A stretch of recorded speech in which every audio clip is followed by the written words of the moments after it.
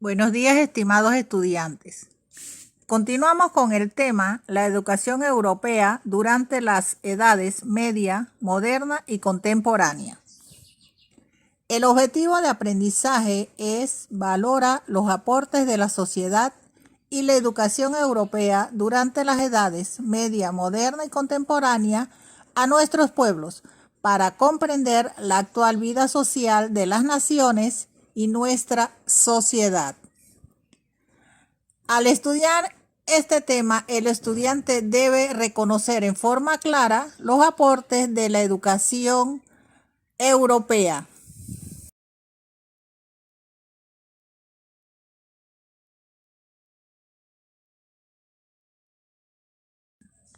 La educación en Europa durante la Edad Media. Se inició la enseñanza religiosa y de conocimientos básicos en los monasterios, pero luego se crearon las universidades, siglo XII, que eran gremios, asociaciones de profesores y estudiantes. Fueron fundadas universidades de Bolonia y Salerno en Italia, Salamanca y Valencia en España, Montpellier y la Sorbona de París, Francia, Oxford y Cambridge en Inglaterra. Las disciplinas que se impartían eran especialmente teología, filosofía, medicina y derecho, y su sistema educativo consistía en el comentario de textos. En la Alta Edad Media, las obras literarias se escribieron en latín, pero en la Baja Edad Media, los países que habían sido dominio de Roma conformaron sus propias lenguas derivadas del latín, llamadas lenguas romances, como el español, francés, italiano, portugués, rumano y otras. También se formaron las derivadas del germano o lenguas germánicas, como el alemán, inglés y otras. La literatura se inició con poesías épicas. En países europeos se produjeron cantares de gesta históricos. En Alemania destacó Sigfrido y con su poema Los Nibelungos. En Inglaterra, el rey Arturo y los caballeros de la mesa redonda, literatura guerrera.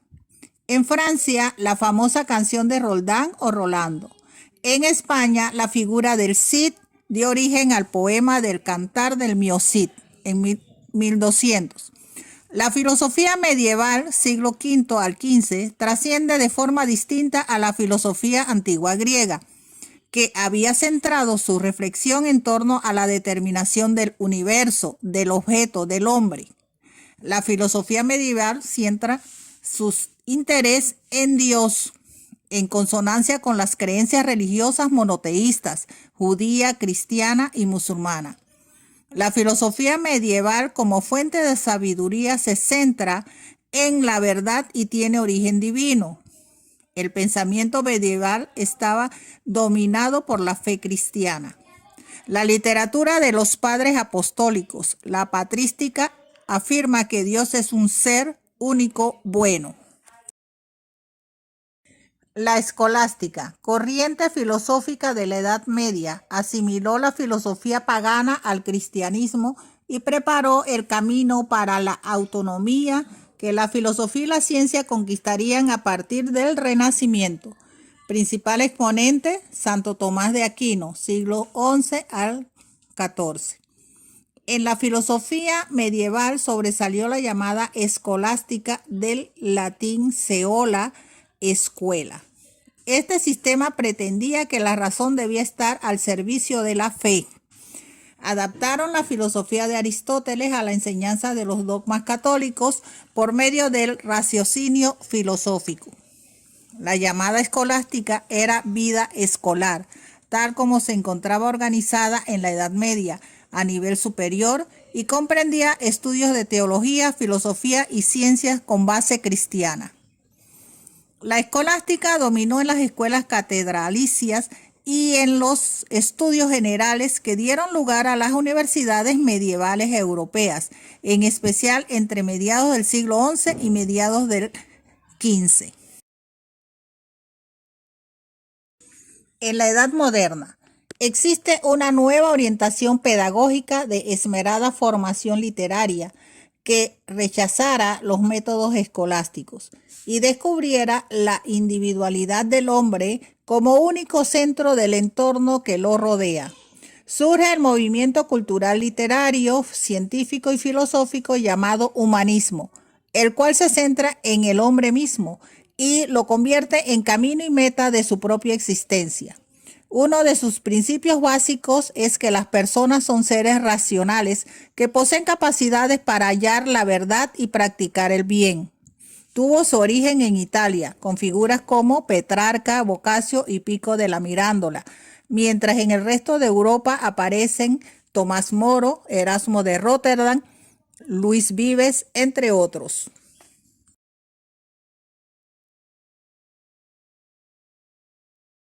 El humanismo fue reconocido como un sistema que enseñaba que la cultura literaria, humanidades, constituye la base de la educación y formación del niño o niña y del adolescente. El Renacimiento, renacen los clásicos griegos y romanos de la antigüedad, trae muchos cambios. Federico Engel los caracteriza en su obra Dialéctica de la Naturaleza. Fue esa la mayor revolución progresista que la humanidad había conocido hasta entonces. Posterior al humanismo surge la Ilustración o el siglo de las luces, donde se destacan los grandes enciclopedistas y filósofos, John Locke, Montesquieu, Voltaire, Rousseau y Diderot. La educación en la edad contemporánea. La educación pública y oficial en la consolidación nacional. A partir de la Revolución Francesa se propagan los derechos de libertad, igualdad y fraternidad, base para la Declaración Universal de los Derechos Humanos, proclamada el 10 de diciembre de 1948, donde se destaca el derecho a la educación en condiciones de igualdad. La educación tendrá por objeto el desarrollo de la personalidad humana y el respeto a los derechos humanos y a las libertades fundamentales. Se estableció en esta declaración que la educación es un derecho de toda persona. Debe ser gratuita, al menos la elemental o fundamental y obligatoria. También que los padres tienen derecho a escoger el tipo de educación que habrá de darse a sus hijos.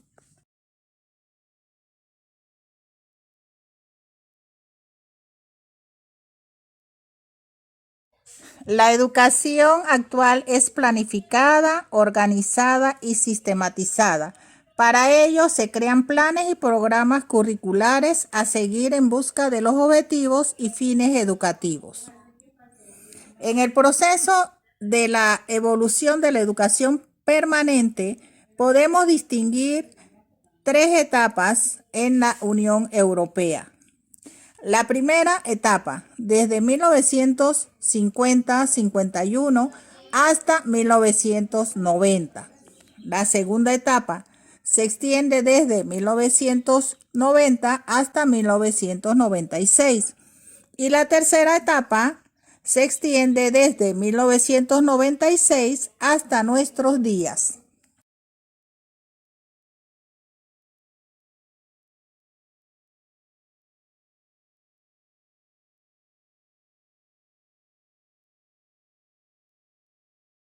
En el proceso de evolución de la educación permanente en la Unión Europea, podemos distinguir en la primera etapa, desde 1950-51 hasta 1990, que la educación permanente es entendida como alfabetización, formación profesional y formación continua de los trabajadores.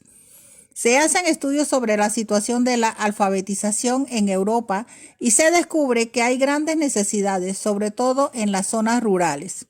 Se toma conciencia acerca del derecho que tienen todos los europeos de educarse y de tener garantizados los conocimientos mínimos para desenvolverse en la vida y entonces satisfacer las necesidades básicas y tecnológicas de la sociedad actual.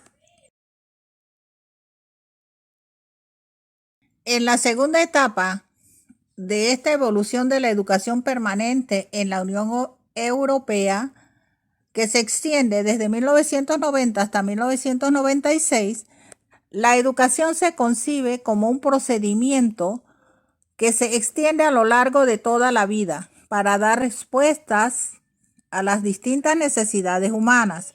Se amplía la forma de entender la educación permanente, las necesidades de los individuos para cambiar a medida que cambia el mundo, y la educación permanente debe adaptarse a esos cambios, o sea, a lo largo de toda la vida.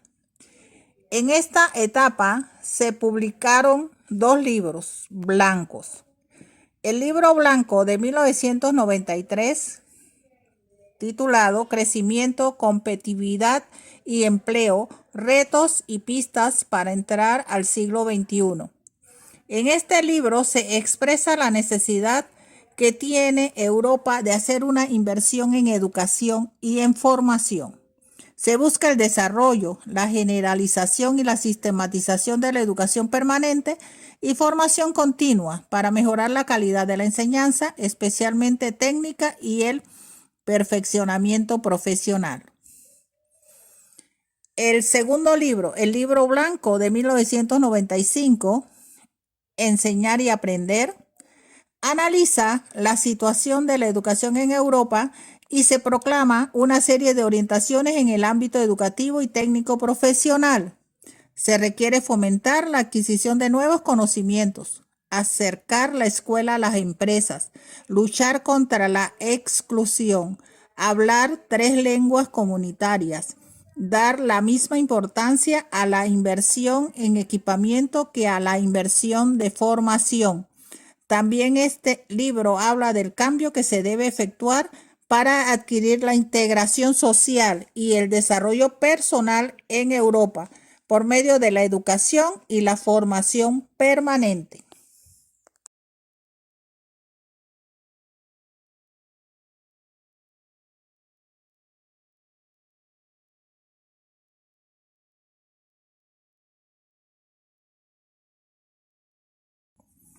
En la tercera etapa, en este proceso de evolución de la educación permanente en la Unión Europea, que se extiende desde 1996 hasta nuestros días, en ella se proclama el año 1996 como el Año Europeo de la Educación y la Formación Permanente. Se definen los fundamentos y ámbitos de actuación y se establecen las diferentes directrices a seguir en el futuro por una educación y formación a lo largo de toda la vida, que contribuyan eficazmente a lograr el desarrollo integral de la persona. Esta proclamación de 1996 fue el hito más importante dentro de la historia de la educación a lo largo de toda la vida de la Unión Europea.